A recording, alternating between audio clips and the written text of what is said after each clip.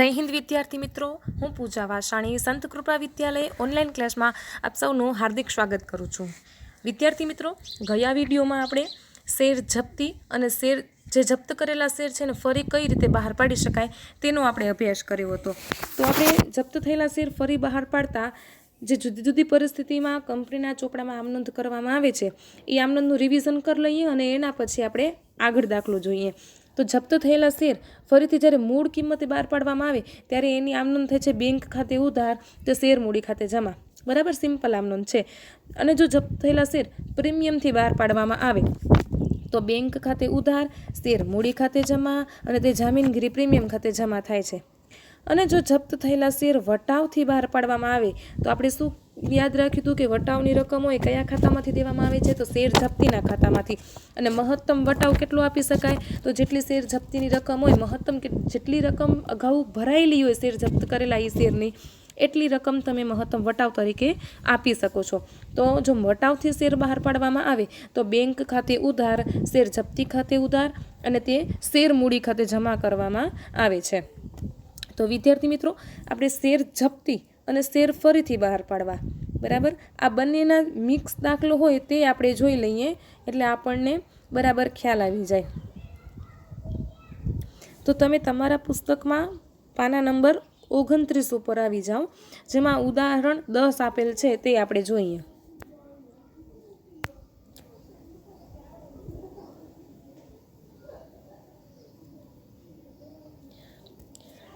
નીચેના વ્યવહારોની કંપનીના ચોપડામાં શેર જપ્તીને લગતી અને તે શેર ફરીથી બહાર પાડવા અંગેની આમનોંધો પસાર કરો. એક શેર જપ્તીની આમનોંધ કરવાની છે અને પછી શેર ફરીથી બહાર પાડવાની આમનોંધો દરેક ઉદાહરણમાં કરવાની છે. તો ઉદાહરણ 10માં ટોટલ અ, બ, ક ને ડ ને ઈ, બરાબર, તે 5 ઉદાહરણ જુદા જુદા અંદર પેટા ઉદાહરણ આપેલા છે.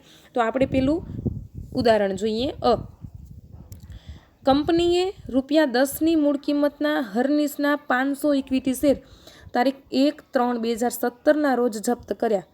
હર્નિશે આખરી હપ્તાના શેર દીઠ ₹3 લેખે નાણાં ભર્યા ન હતા. જપ્ત થયેલા શેર કંપનીએ શેર દીઠ ₹8ના ભાવે તારીખ 2/4/2017 રોજ ફરીથી બહાર પાડ્યા હતા, જે સંજયે ખરીદ્યા હતા.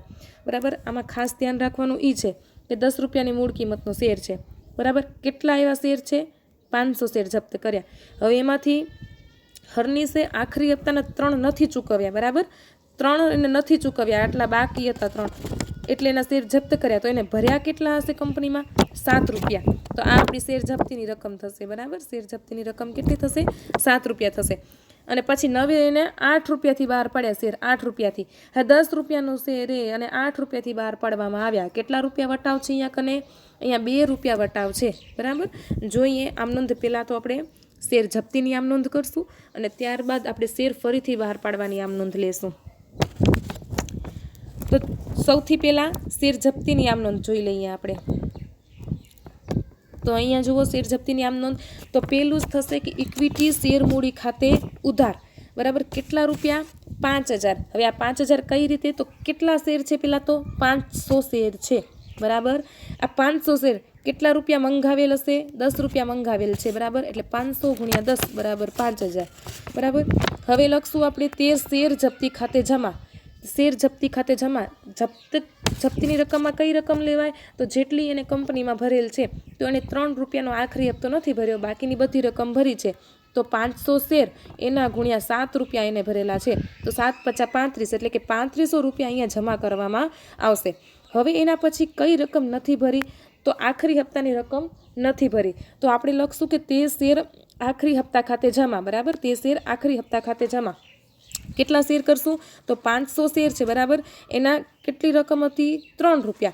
તો 5 તેરી 15, એટલે કે આપણે ₹1500 અહીંયા કને જમા કરશું. બરાબર વિદ્યાર્થી મિત્રો, આ વ્યવહાર સમજાઈ ગયું હશે હવે તમને. બાબત જેમાં આપણે લખશું કે જે હર્નિશના 500 શેર આખરી હપ્તાની રકમ ન ભરવાના કારણે જપ્ત કર્યા તેના. બરાબર, અહીંયા આપણી શેર જપ્તીની આમનોંધ પૂરી થઈ. હવે આપણે શેર ફરીથી બહાર પાડવાની આમનોંધ જોઈ લઈએ.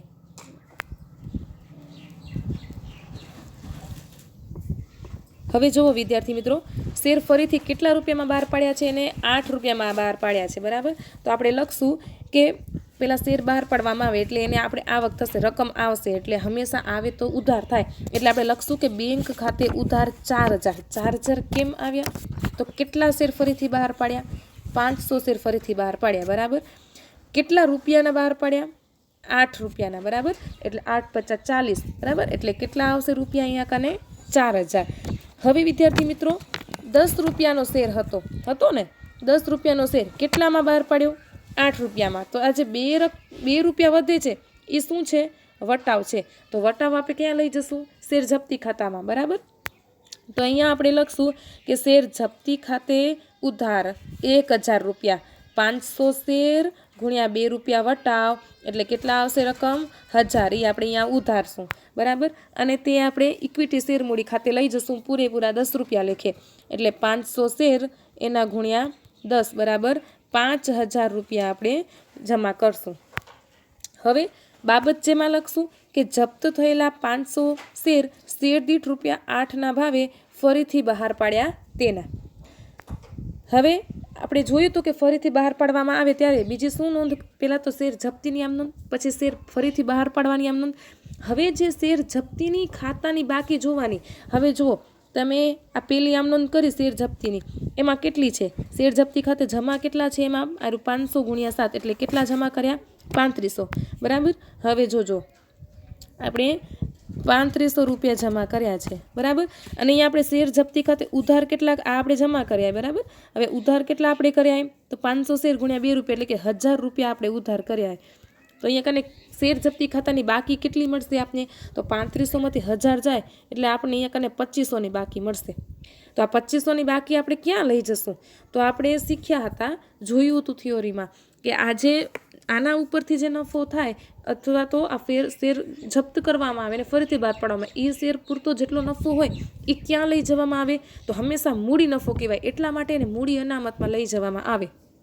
એટલે આપણે અહીંયા કને આમ નોંધ કરશું કે શેર જપ્તી ખાતે ઉધાર તે મૂડી અનામત ખાતે જમા. કેટલી રકમ આવી? 2500, બરાબર. કેવી રીતે આવી? તો 3500 પહેલાં હતા ઉધાર, એમાંથી જમા હતા 1,000 આપણે ઉધાર્યા વટાવ આપીને, તો હવે કેટલા રહ્યા? 2500 રૂપિયા બાકી રહ્યા, બરાબર. બાબત જેમાં લખશું આપણે કે શેર જપ્તીની બાકી 3500 જમા અને એમાંથી 1,000 રૂપિયા ઉધાર, બરાબર. એટલે કે 2500 રૂપિયા મળે છે, એટલે એ મૂડી અનામત ખાતે લઈ ગયા તેના. બરાબર સમજાઈ ગયું હશે? સાવ સરળ દાખલો હતો. અને જેવો જ સ્વાધ્યાયના દાખલામાં આપેલો છે, જે પ્રેક્ટિસ કરવા ખાસ વિનંતી કરું છું. જેટલી વધારે પ્રેક્ટિસ કરશો એટલું જ તમારું એકાઉન્ટ અને આમ નોંધ સ્ટ્રોંગ થતી જશે, બરાબર. હવે બીજું ઉદાહરણ જોઈ લઈએ.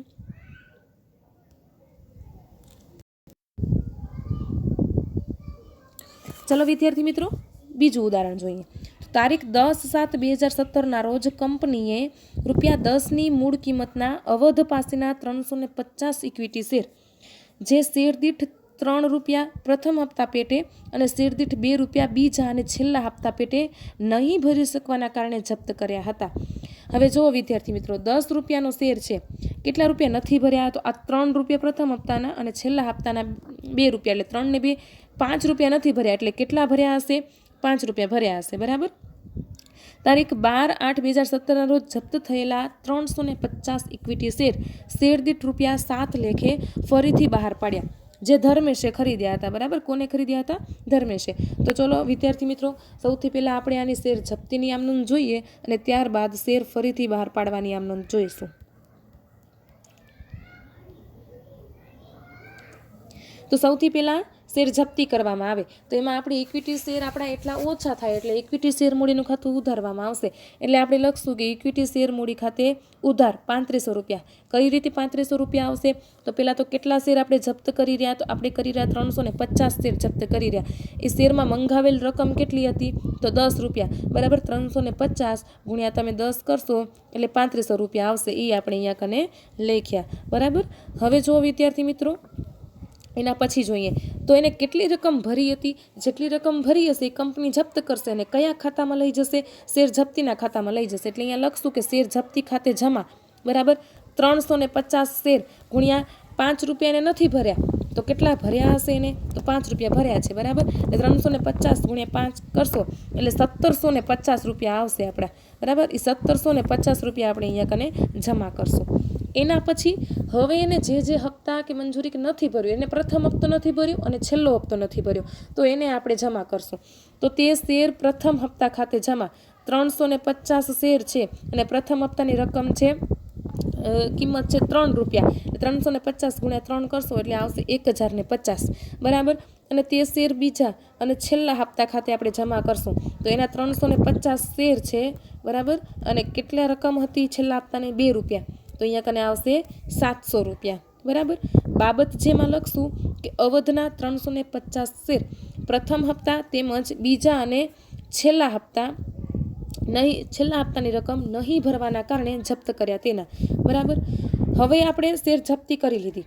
હવે શું કરશું? શેર ફરીથી બહાર પાડશું, બરાબર. શેર ફરીથી બહાર પાડશું તો આપણે રકમ યાદ કરીએ તો રકમમાં શું કીધું હતું કે શેર દીઠ ₹7 લેખે ફરી બહાર પાડવામાં આવ્યા. હવે અહીંયા કને 10 રૂપિયાનો શેર છે, 7 રૂપિયામાં ફરી બહાર પાડવામાં આવે છે, તો અહીંયા 3 રૂપિયા છે એને આપણે શું કહેશું? વટાવ કહેશું. અને વટાવ કયા ખાતામાં આપણે લઈ જશું? તો શેર જપ્તીના ખાતામાં, બરાબર. જોઈ લઈએ ફરી બહાર પાડવાની આમ નોંધ. તો સૌથી પહેલાં બેંક ખાતે ઉધાર કરશું. 350 શેર છે એના ગુણ્યા આપણે કરશું 7 રૂપિયા, બરાબર. એટલે આપણને રકમ મળશે 2450 રૂપિયા. અહીંયા આપણે ઉધાર કરશું, બરાબર. 350 ગુણ્યા 7 રૂપિયા, બરાબર. જેટલા રૂપિયા આપણે શેર બહાર પાડ્યો તે એટલી રકમ આપણને આવશે, એટલે ઉધાર થશે.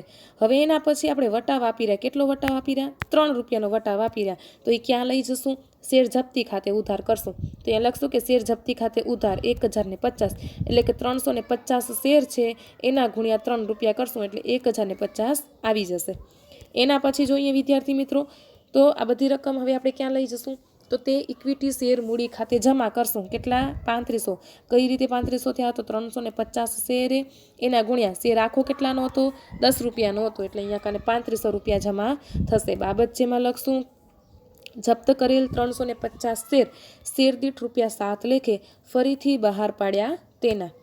હવે આપણે જોયું હતું આગળ કે આપણે મૂડી અનામત ખાતે લઈ ગયા હતા શેર જપ્તી ખાતાની બાકીને. તો અહીંયા કને શેર જપ્તી ખાતાની બાકી કેટલી છે એ આપણે જોઈ લઈએ પહેલાં. તો અહીંયા શેર જપ્તી, સૌથી પહેલાં શેર જપ્તી ખાતે આપણે જમા કેટલા કર્યા હતા? અહીંયા કને તો શેર જપ્તી ખાતે આપણે જમા કર્યા છે 1750, બરાબર. આપણે જમા કર્યા છે 1750 અને આપણે શેર જપ્તી ખાતે ઉધાર કેટલા રૂપિયા કર્યા છે? તો 1050 રૂપિયા આપણે ઉધાર કર્યા છે, બરાબર. 1050 રૂપિયા ઉધાર કર્યા છે. તો આ બંનેનો જે તફાવત છે આપણે ક્યાં લઈ જશું? મૂડી અનામત ખાતે લઈ જશું. તો હવે આપણે આમ નોંધ કરશું કે શેર જપ્તી ખાતે ઉધાર તે મૂડી અનામત ખાતે જમા, અને તફાવત કેટલો આવે છે? 700 રૂપિયાનો. બાબત જેમાં લખશું કે શેર જપ્તીની બાકી ₹700, એટલે કેવી રીતે આવી? તો 1750 માઇનસ આપણે કર્યા 1050, એ મૂડી અનામત ખાતે લઈ ગયા તેના. સમજાઈ ગયું વિદ્યાર્થી મિત્રો?